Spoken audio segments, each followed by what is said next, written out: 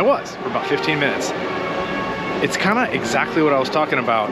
You gotta get out of the house and get uncomfortable to find something.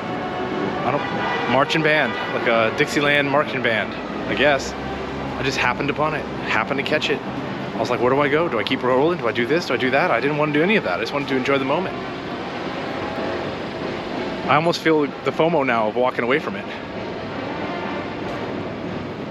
But that's how life is, right? That's exactly why we leave the house. For that little moment that meant nothing, but was really impactful. How do we resolve that? You know, how do we make sense of that?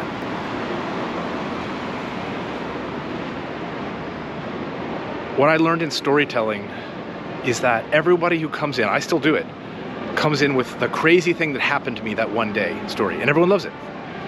It's the story you've been telling at parties your whole life. But as you mature, as you gain experience, you realize that the best stories are not the stories that the day that the aliens came and abducted the cows.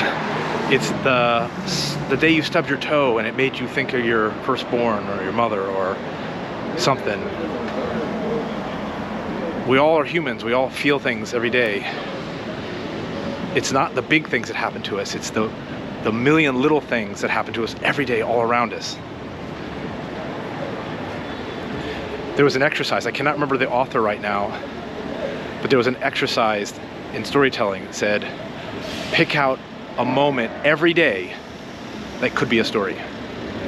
And at first it sounds impossible, like every day isn't a story, but it is. What was that? The crazy thing that happened is the marching band walked by me, but it was nothing. But it made me feel a lot. It reminded me of my father.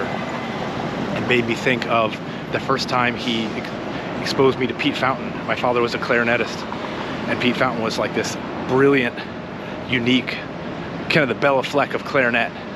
He had this tone, the embouchure, that was just unlike anyone else's. That's the way my father described it. He said, it's just, nobody can sound as smooth as him.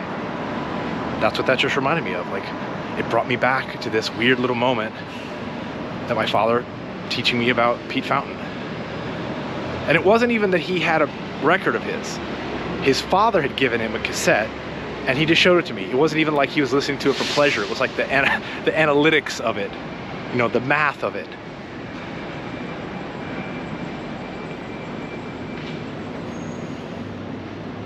I'm uncomfortable right now. I left the house, it's night, I'm in a city that my mother said, you'll never survive. She wasn't being pessimistic. She was just saying, don't hurt yourself. Don't go out into danger. Stay home where you're safe. And I left the house. I found an uncomfortable place and I just saw magic. And that is all there is to life. Let me tell you.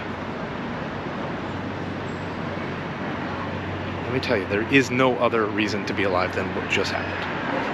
I hope.